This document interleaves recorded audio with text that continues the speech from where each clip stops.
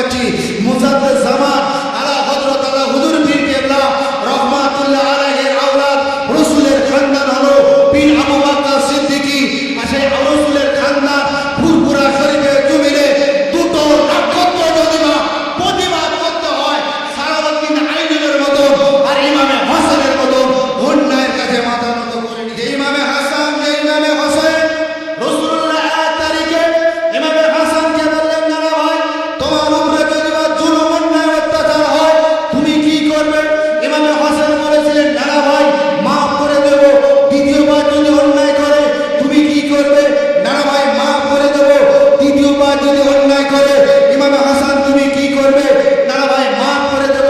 হযরত ইমামে হাসানকে একই প্রশ্ন করলেন আমার রাসূলুল্লাহ, এই নানু ভাই ইমামে হাসান শোনো, তোমার উপরে যদি কোনো জুলুম অন্যায় অত্যাচার হয় তুমি কি করবে?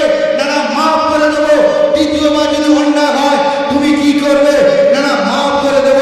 তৃতীয়বার যদি অন্যায় করে না কি করবে?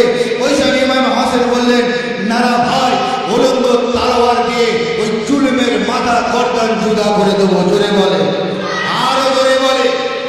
ইমামে হাসান ছিলেন নরমপন্থীর মানুষ। ইমামে হাসান অন্তরটা নরম করেছিলেন, কিন্তু ইমামে হাসানের অন্তর নরম কিন্তু হকের উপরে। কথা বুঝছে? হকের উপরে। যেমন আজকের এই দুনিয়া জমিনে আজকের এই পশ্চিম বাংলার ভারতবর্ষের বুকে মুসলমানদের উপরে এত জুলুম অন্যায় অত্যাচার হচ্ছে, একজন কি সালাউদ্দিন আইয়ুবের মতন নেই? একজন কি ইমামে হাসানের মতন হকের উপরে থাকার লোক আছে না নেই? আছে, দেখা যায়। এরকম লোক দেখা যাচ্ছে, কথা বলে, একজনকে দেখা